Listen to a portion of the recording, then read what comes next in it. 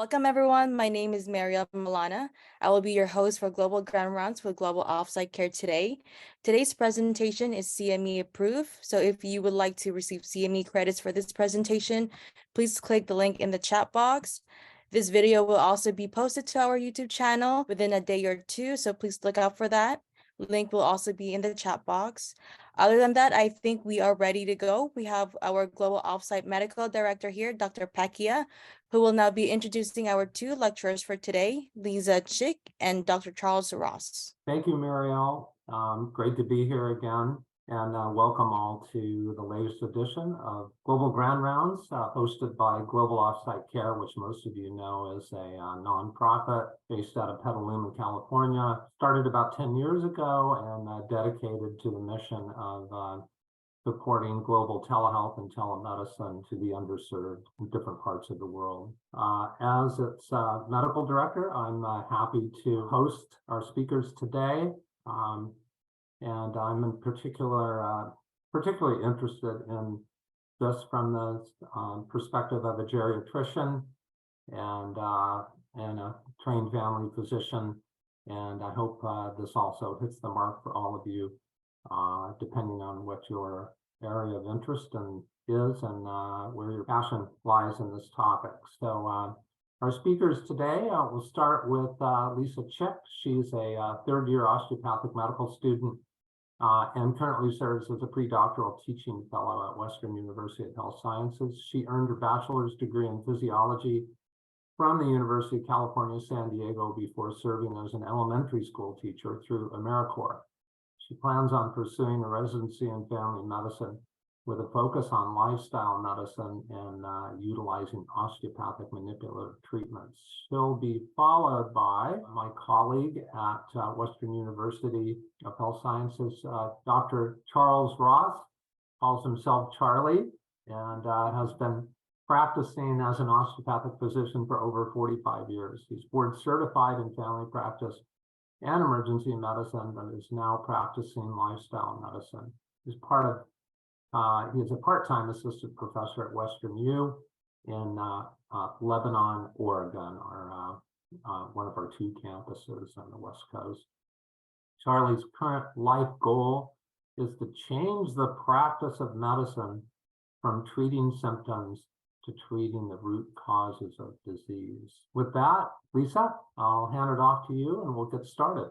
We'll have some Q&A. We'll hold those and feel free also to enter questions, comments in the chat as we go along.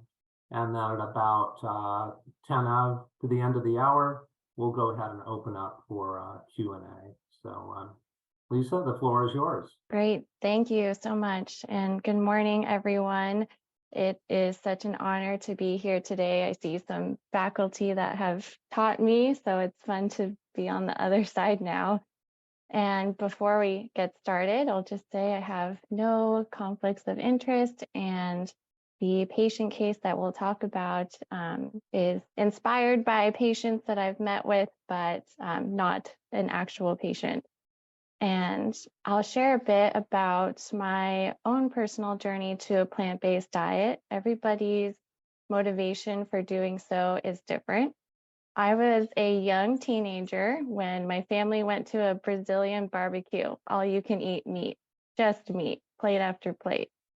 After that, I felt a little bit sick. So I dramatically, as most teenagers do, declared that I would never eat meat again.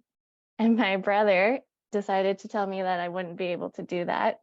So it's been over 10 years now, and you could say I'm a bit stubborn and competitive when it comes to my brother. In this case, being plant-based is the gift that keeps on giving, in my opinion. I was diagnosed with lupus in high school. Still didn't pay much attention to the processed food that I was eating. It wasn't until college when I took my first nutrition course, a nutrition elective. So after 15 years of being in school, that was the first time I learned about nutrition. Why are we not teaching our future generations about the food that they're eating every single day? I don't know. Fortunately, I then came across to Western University and met with Dr. Ross, who has been a huge mentor to me. And I've been working on virtual health coaching since then because of COVID, which has been another blessing in this case. So in terms of health coaching here, I have no formal training in it, and I disclose this to everyone I work with, but it's not as challenging as you may think it is. This is the process. I use Calendly, which helps streamline the appointments. And then we meet on Zoom or Google Meets for about 45 minutes.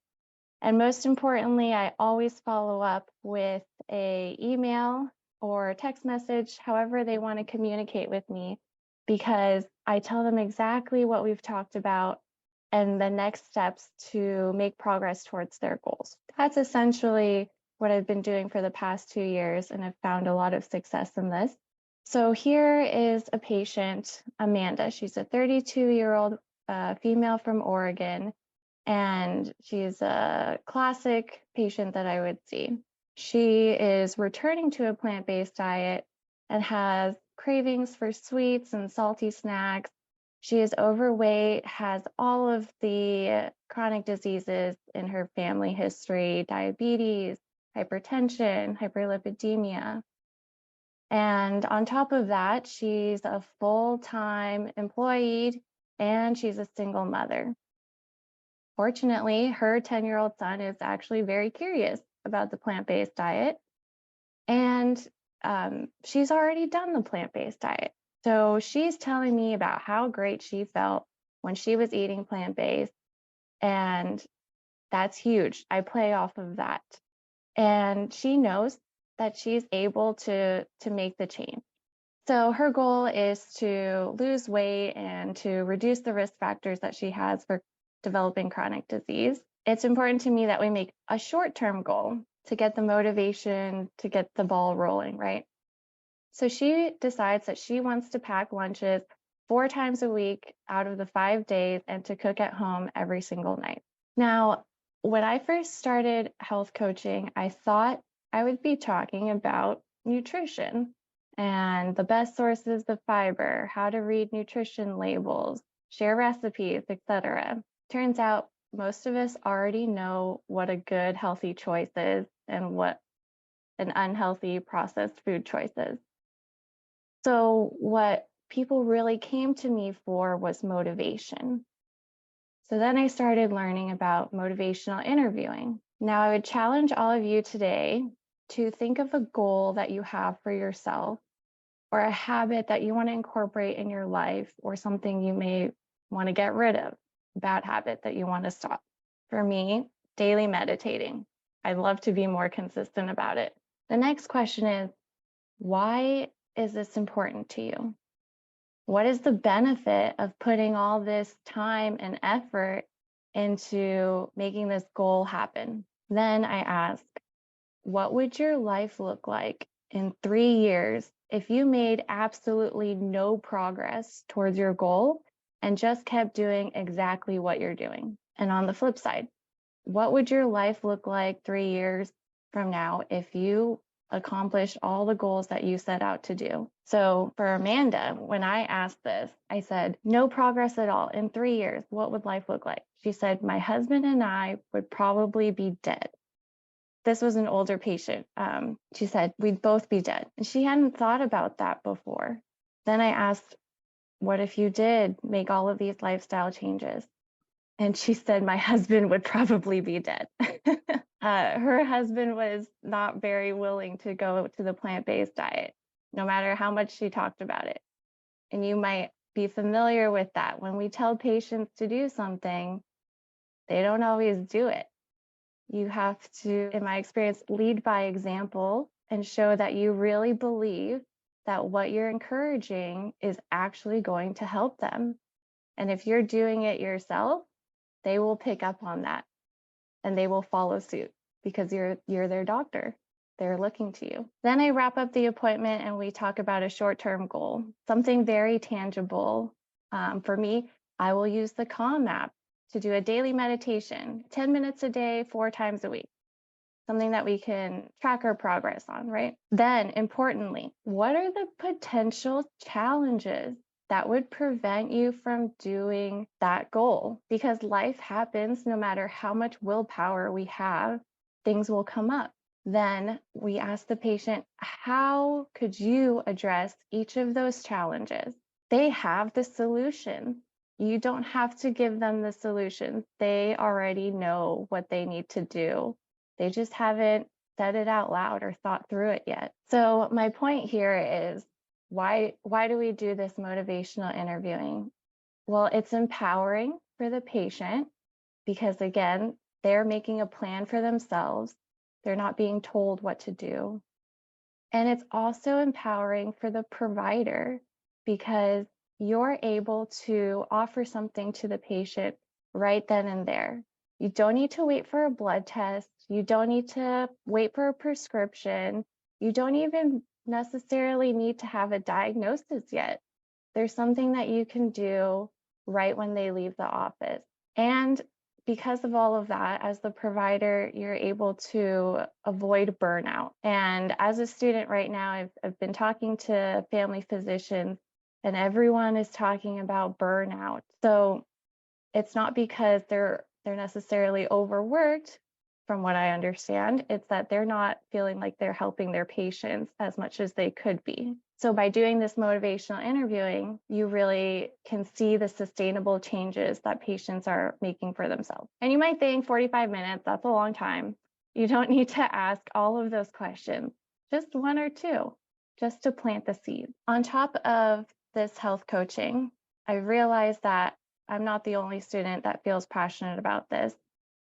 Students, not only in the medical school here, but also in the vet school, optometry, dental, physical therapy, we've all found lifestyle medicine to be important to us as students and to our future patients. So I started this book club, and it's just a way for us to get together as a community and to learn more about lifestyle medicine. We also have a book club for the community, people who aren't students, and same feedback. It's a great way to build connections and relationships. We also have social media, specifically Facebook, which you are all welcome to join our group, the Live Lifestyle Medicine community. Again, here we are, last I checked, 368 strong, and we post questions, resources, and really just uplift each other so that we're all making progress toward our own goals. And having done all of this now, I've been able to reflect on what I would like to do as a future physician, see healthy patients who are taking care of themselves and not relying on me to do that, avoid burnout, like I mentioned, really be able to relate to patients and their struggles by doing the things that I'm asking them to do. And eventually, I'd love to open up my own whole food plant-based cafe and be able to serve all my favorite foods, even grow our own produce, hopefully, and offer cooking classes to the patients. So again, they have another tool to really empower themselves. So thank you so much for your time, and I'll be here at the end of the hour for any questions. Thank you, Lisa. That was absolutely fantastic, and I'm sure many of us generated a lot of questions, and would just love to be able to hop on that train of innovation that you've started, and to be in some way part of the movement toward nutrition and medicine and lifestyle medicine in this way. So with that, let's hear from Dr. Ross in terms of his experience and the application of these principles and his observations and outcomes. Dr. Ross. Yes, thank you, Dr. Pacheco. And I'd like to add that how has Lisa gone about doing this? Through telehealth. She is not seeing patients in the office. She is doing what you have been promoting in these sessions, is to how to incorporate telehealth into a different aspect of what has been the traditional practice. Now, my heart is kind of jumping up and down, bursting with joy as I listened to Lisa's presentation. I hadn't heard it before today. I'm 74 years old, and I've been looking for someone to be my replacement at some point in the future.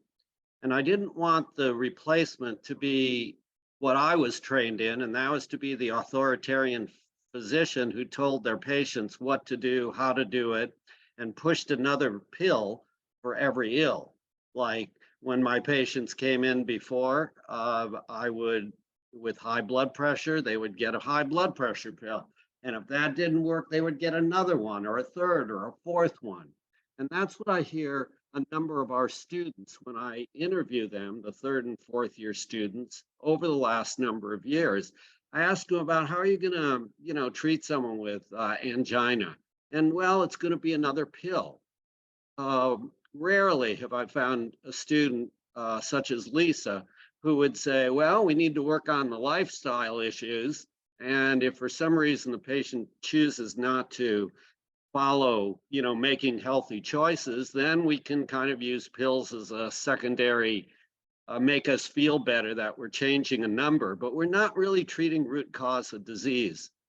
And so Lisa is the epitome of what I am looking forward to, how I view medicine as being practiced in the future. Not a doctor telling their patients what to do, how to do it, but coaching them through motivational interviewing, allowing the patient to really make healthy changes for themselves. Now, I've been on osteopathic physician, now 47 years in Oregon. I used to be the standard American doctor treating my patients with the standard medical way, and they never got better. At least the ones with chronic illness never got better. Then 11 years ago, Sanjay Gupta changed my life. I listened to his talk on a study at the Cleveland Clinic that resulted in reversing heart disease. I tried it for my wife's sake. It worked for us. And now it's worked for hundreds of others. And it costs nothing. In fact, most people save money on their food bill, and the testimonials are so very inspiring. They provide meaning in my life now, and they've provided meaning in so many others. And so I just wanted to share with you some of these, what I wake up to at times. It's cards, it's letters, it's emails from people whose lives have literally been changed by making different choice, particularly in the foods that they're eating. So I've kind of adjusted my thought process. I went into this for personal health, but I've been doing a lot of thinking about climate change and the fact that, if we don't have a planet on which to continue our survival, it doesn't matter how much we treat our individual health, how much we can reverse diabetes or heart trouble or any of the others. If we don't do something to stop this train that's going off the rails with global warming, it's not going to be very long before our children and our grandchildren are in really dire straits. And so I've been thinking, what is it we can actually do to kind of slow this global warming and stop it? And one of the things that many of you may not be aware is what you choose to eat can make a huge impact, a larger impact than the transportation you use. We all know about vehicles and, using less gasoline and oil products and, transitioning to electric cars and vehicles. But many of us really don't speak about foods that we're eating. So I have a few questions that I have for you. I want you to think about this. What are the 4 root causes of chronic disease? Have you given that any thought? Why do people actually develop chronic disease? And with that, before you answer to yourself, I want to kind of throw up a PowerPoint. I can't stand being bored with PowerPoint slides, but I have just a few that I want to share with you. And I am just looking for it right here. Can you see my screen? I hope so. And I'm gonna kind of start this slideshow the best I can. And Perfect, Charlie. okay, we're good. So I also have no economic interest in any of the information that we discussed today. We want to really kind of go over the impact of food on individual health and the environmental sustainability, some of the myths and misunderstandings, discuss resources and programs that can assist with behavior change, and discuss how what we eat impacts our environment. First, let's talk about inflammation. I mentioned to you about 4 root causes of disease, but there's actually one root cause that may surprise you. I just learned about this the last couple of years. Chronic inflammation. Man, that is so important. And we're going to learn about what the chronic inflammation causes are. They're not just food, but a good number of them are food choices. So at the top of the list here, we have cardiovascular diseases, the atherosclerosis, the heart failure, the cardiomyopathy, strokes. The underlying issue here is chronic inflammation. And we can discuss this further and go into more detail as you choose. But I want you to kind of look around the room here. Look at the diabetic complications that are associated with chronic inflammation. Look at the chronic inflammatory diseases, our irritable bowel disease, COPD, rheumatoid arthritis, psoriasis, chronic pancreatitis, bone, muscle, skeleton disorders, osteoporosis, osteoarthritis, degenerative joint disease, muscular dystrophy, many cancers, metabolic disorders like fatty liver disease, heart disease, type 2 diabetes, chronic kidney disease, sleep apnea, dementias, Parkinson's, neurologic disorders. Chronic inflammation is underlying the majority of our chronic illnesses, which we have been so frustrated in trying to deal with, which has led to burnout for so many physicians, including I got burned out in family practice 40 years ago when a patient would come in with their chronic pain or arthritis or overweight. I didn't know what to do for those people, and it kind of drove me into emergency medicine, treating the acute disease where I could get some success. But now I love dealing with chronic illness because I know that there is a fix for it, and helping people achieve health is really so very rewarding. So let's look at what causes the 4 root causes of inflammation. So let's start with foods. Most of you know foods that are unhealthy. Some of these that are listed, you may think are healthy food choices like dairy and eggs, but if you actually look at the science, you'll find that they're not. So foods, processed foods, that includes meats and cheeses and refined carbohydrates and added sugars, sodas and sugary drinks, the packaged snacks, the chips, cookies, crackers, pastries, we all know about. French fries or whatever it is that we all love and make our mouths water, they're not really such healthy foods. They lead to inflammation. The cooking oils, the food sensitivities, the artificial sweeteners, and I mentioned dairy and eggs. Those are issues which, if you look into the science, you will find they lead to chronic inflammation in our life. You don't have to believe me. I'll give you the resources, and you can look them up just like I did over the last, I've been doing this for over 11 years now. And, this is the conclusion I have come to. It makes sense to me. You could look at the same information. Maybe you'll come to a different conclusion than I have. But I will tell you this, our number 1 killer is heart disease. That's going to kill 1 out of 2 of us in our country, in the United States. Around the world, there are a number of areas where people just don't have heart disease. And these are the people who are eating plant-based. mainly plant-based. Blue zones are probably 95% whole plant foods. They have some animal products associated, but we live our life mainly eating animal products and processed foods. And over this lifetime of ours, we develop these chronic illnesses. So when someone asks me, couldn't I just cut back a little bit?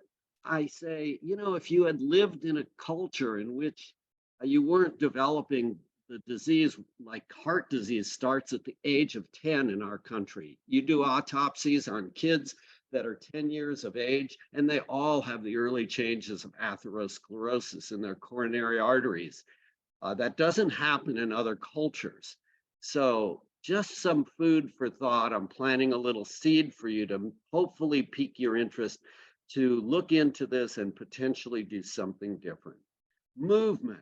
How you exercise, how you move throughout the day. You don't have to be a marathon runner to get benefits of movement, but sitting around watching TV or not moving throughout the day all day long is not a healthy lifestyle.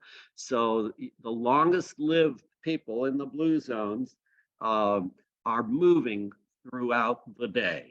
I have learned to stand much more and sit much less over the last number of years, and I encourage you to consider doing the same thing. Exercise or lack thereof can lead to chronic inflammation and lead to chronic illnesses. And then there's the chemicals, smoking and alcohol. We all know that those are not healthy choices, and we can debate about how much or how little. But just about any amount of alcohol is going to lead to increased cancer risk, and smoking, we all know the risks of that. Stress in your life, lack of sleep, lack of social support, too many issues to deal with, and how you perceive that, whether it's stressful and going to cause you to be ill, or whether you have a mindset that stress is going to make you resilient and more courageous, can make a huge difference in whether you actually develop illness. But all these things can lead to chronic inflammation. So whatever you can do, every patient I interact with now in volunteers in medicine or in my classes, they're not my patients, they're just people. But they deserve to be helped as much as any patient deserves to be helped. I think of addressing these first. I don't really concern myself so much with what's the cholesterol level or what's the blood pressure until I address these issues. Because until you address these issues, the other issues, you're going to be tempted to just push another pill to document the chart so that some insurance company will feel that you're doing the right thing, or your employee will feel, or your medical profession will feel you're doing the right thing. But unless you address these issues and help patients deal with them, I believe you're not doing the right thing. Now let's see how our diet has changed from 1900 until today. The average American in 1900 was eating 5 pounds of sugar per year. In 2010, the statistics shows 77 to 100 pounds of sugar per year per person in the United States. Now it's up to about 130 pounds per year. Oils and fats, it's 4 pounds per year we used to eat. We're now up to at least 74 pounds per year. And cheese, 2 pounds to 30 pounds. It's no wonder that we are overweight. About 3 people in our country are overweight, and the prediction is it's going to be 60 to 80% or 80% in another few years. We need to do something different. And if we want to look at what we might do different, we might look at the very bottom column. It's the fiber down here. The average American is getting 14, 15 grams of fiber per day now. And what did we get back in 1900? 60, 80, and 100 grams of fiber a day. That's what I choose to eat. And we can go about how to get that much fiber in eating your whole plant foods. But it involves making the transition to substituting plant foods like beans and whole grains, lentils, quinoa and soy and fruits and vegetables, transitioning those, replacing the meat, dairy, and eggs that you're currently eating, which probably doesn't sound great to you right now, but here's fiber. What are the benefits of fiber? Our country recommends 25 to 35 grams of fiber a day. But, if you really want to be healthy, you're going to be pushing this up to 60, 70, and 80 grams per day. There are benefits, as you'll see. Now, where do you get fiber? You only get it from plants. Plants use fiber like their mammals have a skeleton that keep them upright. Plants have fiber for their structure. So you're only going to get fiber from the plant. There's no fiber in any animal products that you choose to eat. So what's the deficiency in the standard American diet? It's not protein. That's a myth. You get adequate protein if you're eating enough calories. I've yet to diagnose anyone with protein deficiency who is able to eat. And so eat enough food, don't starve yourself, and you'll get enough protein. Now, the benefits of fiber. What does it actually do? Since you don't actually use fiber, you don't digest it, it gets broken down in your microbiome, by the microbiome in your large intestine. That's the trillions of bacteria that use fiber for their food source. So if you give them enough fiber, enough food, those bacteria will feed you back. You feed them, they feed you back. And what do they feed you back? They feed you back butyrate. And guess what? Butyrate is an anti-inflammatory chemical. What's our problem with chronic illness? It's inflammation. So if these bacteria will help you by giving you more anti-inflammatory chemicals like butyrate, that would be a healthy choice. They also will give you serotonin. 60 to 90% of the body's serotonin is produced in your microbiome in the gut. This is a feel-good hormone, which we're so deficient in our culture, with treating people with so many antidepressants and anti-anxiety medications, probably related to our food sources. And then there's the issue of TMAO, trimethylamine and oxide. It's an inflammatory chemical that's not produced by the bacteria that love to eat fiber. It's a chemical that's produced by the bacteria that you populate your colon with if you're eating meat, dairy, and eggs. So if you want to keep populating your body with bacteria that produce TMAO, then keep eating the meat, dairy, and eggs, which is so much the standard American diet. For every 10 grams of fiber you add to your diet, you'll decrease your colon cancer risk by 10% and your heart attack risk by 10%, your breast cancer risk by about 8%. Low fiber leads to diverticulosis, and 2/3 of the adults in our country will develop diverticulitis because the deficiency in our diet is not protein, it is fiber. And Burkett is a doctor who is from England. He looked around in Africa and he looked at people's stools, and he noted that in England, people had kind of constipation and hard rabbit pellet stools. And when he went to Africa, people had large stools, but they had they didn't get very sick very often. They didn't have colon cancer and heart disease and so many of the chronic illnesses that were back in England. And so he came up with this phrase about, if you have large stools, it leads to small hospitals. You don't need to treat a lot of illness. But if you have small stools, it leads to large hospitals. Now let's look at some of the food that we're talking about, and you can get a good idea. This is a calorie density chart. And what we're encouraging people to do is take a look at what they're eating. And if they eat foods that are under the green line to the left of the red vertical line, these foods in the green are whole foods. They're found in nature. They contain vitamins, minerals, antioxidants, phytochemicals, and micronutrients. They also contain fiber. the non-starchy vegetables, the fruits, the unrefined complex carbohydrates, the potatoes, whole grains, and legumes. Look at the calorie density for non-starchy vegetables. Those are what? Kale and collard greens and cauliflower, 100 calories a pound.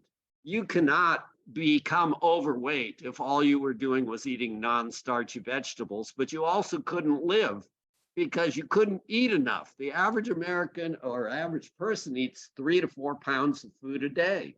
If you only ate 4 pounds of non-starchy vegetables, you'd get only 400 calories a day. That is going to put you on a starvation course. And that's one of the problems when people transition or try to transition on their own without a coach. They wind up eating too few calories. They feel weak and tired, and they say, this is nonsense to eat plant-based. We can't just eat salad. Well, that's true. You need to be eating some fruit. You need to be eating some unrefined, complex carbs, potatoes, whole grains, to get enough calories for energy in your world. So we encourage people to eat about a third of each one of those groups. Now, when you start getting into the standard American diet, you wind up with the refined carbohydrates, the dairy, the ice cream, breads, cheese, the meats, the nuts, well, the oils. Look at the oils. Those are the highest calorie density foods on the planet, 4,000 calories a pound. And if you're trying to lose weight, these are not healthy additions to put in your salad dressings or to be cooking with. You can use water or vegetable broth. And look at the nuts and seeds. Even though they're healthy and avocados are healthy, the calorie density is such for those who are trying to lose weight. You could eliminate those for a couple of years until you get to what you want in your life. And that's what my wife and I did. So I'm not going to spend any more time on this chart because I want to be able to have you ask some questions. I have a resource page, which it's the last slide that I had. There we go. Okay, we talked about the world briefly. Remember, the utilization of water resources, land, throwing CO2, I don't mean CO2 into the air. We get methane that's thrown into the air, which is worse than CO2, which leads more to global warming than our transportation. We talked about it. We're overusing land. We're polluting the oceans, causing dead zones. We need to do something different. Back in 2010, the United Nations says, hey, we need to shift to a vegan diet. It's vital to save the world from hunger, fuel poverty, and the worst impacts of climate change. What have we done? Not very much. So the doctor of the future will give no medicine, but will interest his or her patients in the care of the human frame and a proper diet and the cause and prevention of disease. Hippocrates said, let food be thy medicine and medicine be thy food. And then an Ayurvedic proverb, when diet is wrong, medicine is no use. When diet is correct, medicine is of no need. And these are the resources. You can take a photo of them. I'll be happy to answer any questions. We do free counseling for anybody who's interested. We just want to share the information and change how people are thinking about what they can do to help themselves and the world. And I put this photograph of a library and bookshelves, which I used to use. We no longer use that. It seems like we're using online resources all the time. I don't know. With that said, I'm going to stop and answer. I know you have questions probably for Lisa, and if you have some for me, that's fine too. Thank you, Dr. Ross and Lisa. And for those of you who have questions, you can either pose those in the chat, preferentially just go ahead and speak up, and we'll do our best to answer all your questions fully and completely. And then for those who might be shy about that sort of thing, feel free to post it in the chat or even email to myself or any of the Global Grand Round staffers at Global Offsite Care. Dr. Lindy, so good to see you. What's your question? Great to see Or you your as well. statement? Or my statement. Well, that's a question, but thank you so much for your always just wonderful presentation. It's always a joy to participate. So thank you, Dr. Ross. Thank you, Lisa, as well. My question is for you, Lisa. I heard you said with the student engagement on campus, and I heard you, I'm happy to hear that you said engagement also from other colleges. So what I heard was you said 300 and something, I think, for social media. So what is your actual approximate number for how many students you actually have engaged sort of on a regular basis? And how many would you say percentage-wise comes actually outside of the comp curriculum, just to give an idea, if you could talk a little bit about that. Absolutely. So the Facebook page, about 300 or so people on there, are people from the community, not necessarily students, although there are programs from school that are geared toward lifestyle medicine. As far as students outside of the DO school here in Pomona, we have just gotten started with it. This month, next week, will be our second book club meeting. So right now we have about 25 or so students altogether who are interested. And like I said, they come from all of the different colleges. And you recruited students mainly sort of through activities like the nutrition and medicine, or how did you go about that, Lisa? How much sort of visibility would you say there is to students from other colleges who may not attend nutrition and medicine and these events? So we started off with our wellness coordinator, Crystal Rivera here, and she simply sent out an email to everybody. And the students are not receiving any type of credit or really recognition for it. It's just purely out of their own interest. But we are, of course, hoping to grow. Of course. Great work. Thank you. Thank you. I would like to add on to that what Lisa said, that the students are not receiving credit. I approached the curriculum committee at our school and asked them to please incorporate a whole food lifestyle medicine curriculum, as they've done at Wayne State University several years ago, that it's time for us to take the lead on this and not be the follower. And the subcommittee decided 5-0, no, we're not interested, because there are no questions on the medical board. So we're kind of teaching to the boards. And that is going to leave us in a position that we will never be a leader until we actually get away from just teaching to the boards. I do understand that the American College of Lifestyle Medicine has submitted questions to the MD boards on this topic, and that they will probably be the first. It's sad, because as DOs, we are supposed to be treating the whole patient. And if we do not do something different, we will be left in the dust, is what my thoughts are right now. Okay, Dr. Ruby. Well, I'm semi reluctant to speak because I don't want to sound like a traveling salesman. But I will start first with letting everybody know that Lisa sits in an office right around the corner from me, and I am going to hunt you down, Lisa. I really have to have a conversation with you about this, because I've had some experiences in my own life that I think you should know about, and I think will help you in your work. And as I'm listening to this and listening to Dr. Ross, I'm thinking that, Dr. Ross talked about root causes of disease, and the fundamental principles and tenets of osteopathic medicine tell us to do exactly that, is to find out. In fact, if you listen to talks that I give about osteopathic medicine and its philosophy, I think it can all be boiled down to one osteopathic principle. And then the question is, what is the obstruction to the patient's health?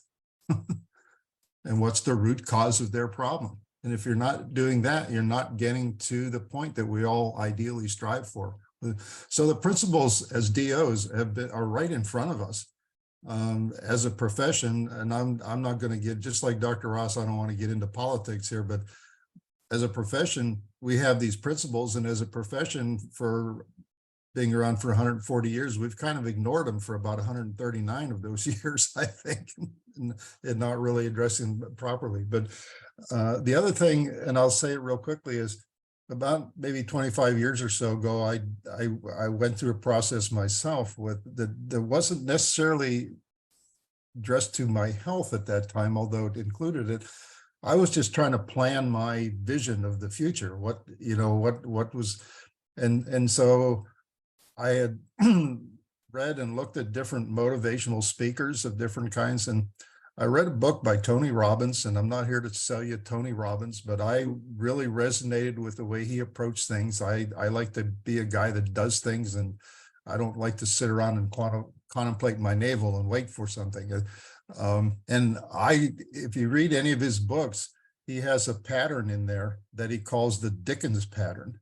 So if you know the story of A Christmas Carol, where the ghosts come out and they take Ebenezer Scrooge out and show him his past life and his current life and what's going to happen to him in the future if he doesn't change. And he does the exact same thing, Lisa, that you described that you're doing with your patients or your clients, and that really impacts people. Really get people to seriously think about, okay, so if you don't change anything, what will you be like in 5 years or 10 years? 50 years from now, do you want to look back on your life and say, gee, I'm glad I did this, or gee, I wish I had done it, so it leads me to think about the concept of motivational interviewing, which I think is a great concept, but Tony Robbins and other people have been doing motivational work. So what you're doing is motivating people. And as clinicians, I've come to I don't care what specialty you're in, you spend a lot of time with your patients, motivating them, counseling them.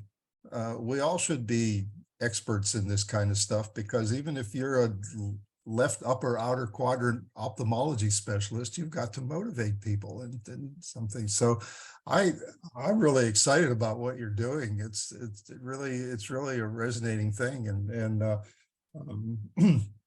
So I would just suggest those things, and it's incredible. I think, Dr. Ross, you're saying the same thing in a quieter way. It's all right in front of us. It ain't rocket science, if you will, in that sense. You're saying we don't need to get a PhD in this. We don't need to get a medical degree in this. We need to just do the obvious things and people don't need to spend a lot of money and go through a lot of contortions. What they need is the motivation. Tony Robbins says that people, among many other things, he suggests you could say that people do things or don't do things for one of two reasons. Either they gain pleasure or they avoid pain. So somebody who's having trouble quitting smoking, for example, you could look at it and say, well, the pleasure they get from smoking right now outweighs the pain that they will allow themselves to go through to quit, So you need to motivate them in some fashion. The person has a strong enough why about something, they'll find a way to the how to do it. So anyway, I'll stop rambling there, but I'm just his book is and it just Tony resonates Robbins. So much. Yeah. Tony Robbins' book, Awaken the Giant Within. That's what Lisa Chilk has done with herself. That's right. And whatever we can do to support her efforts to change our profession and do what she has been doing will go a long way. So Lisa, I would just love to pop in there and have just a conversation with you about this, and I just you really need to be encouraged, as we all do, to continue. Thank you so much. Yeah, just around the corner, Dr. Ruby. Yeah, you can't avoid me, no matter how hard they try. Any other questions from anyone? Yes, Mary. Hello, Good. Thank you for a nice program. Can you tell me when the next grand rounds is going to be? Dr. Petch. I can answer that. We're on a every 4-week schedule, so 4 weeks from today. So, and you'll receive a announcement. We usually send in 2 waves now, so one about a week before, and then a reminder the day before. So can put that on your calendar and we'll back that up with a reminder. Okay, thank you. There's a question in the chat that says, are there any tips for resources of incoming first-year residents in family medicine, how to incorporate these teaching into practice, especially if residency program isn't well set up for lifestyle medicine? Every program is set up for lifestyle medicine. It's just a matter of taking the time and looking at the resources, spending time. You know, it takes about an hour and a half session, I've found at CME events, to change people, plant the seed that they should be doing something different, show them some science, and allow them to answer questions. And they come out after an hour and a half saying, I'm changing what I'm eating for myself first. And that's what the residents would do. So all you need to do is take about an hour and a half to 2.5 hours. I'll be happy to provide you with the resources. There's free sites everywhere. It doesn't cost anything to help people understand the science of healthy nutrition and how it will help disease and how to do things differently. Just send me an email if you like. Thank you for that, Dr. Ross. And we're down to our last few minutes. Any other questions? Kalyani. Yes, hi. This question is for Lisa. And by the way, this is a really great presentation, very, very informative. But I wanted to ask, how did you get involved in health coaching? Was that through the school or did you look through that on your own? I mean, it seems like such a great way to kind of supplement you know, that medical school education and really kind of get more contact with patients and, you know, practice motivational interviewing. Absolutely. So I'll be honest, it just sort of fell into my lap after I met with Dr. Ross. And after seeing a few patients, like I mentioned, just found that time and time again, for the most part, people understood what a good choice and a bad choice was. And it was the motivation that held them back. So I don't have any formal training in health coaching. There are plenty of certificates that you can pay for online to get that. As a student, didn't quite have the time or resources for that, but there are plenty of videos on YouTube and books to read, like we were discussing earlier. There is even a whole 1-hour course in CMR. I see you're a first-year student at the Northwest campus, where we did get to do a little bit of motivational interviewing in our curriculum. And then now through our book club, like I mentioned, there's the community book club and the student book club, and I'm hoping to have opportunities to merge the two for some patient interaction. So if you're interested, please email me and we can add you to that. Yeah, thank you. Yes, I will email you.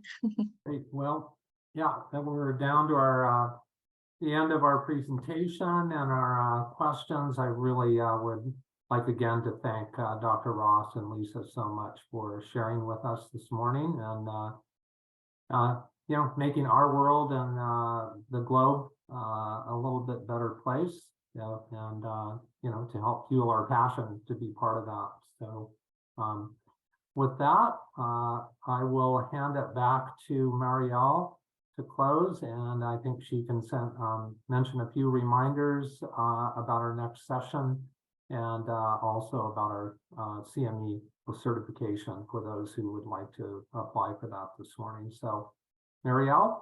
Thank you, Dr. Ross and Lisa, for your presentation. We are coming towards the end of our time here.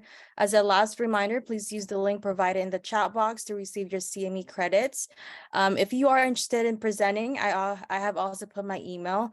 Feel free to reach out if you have any questions.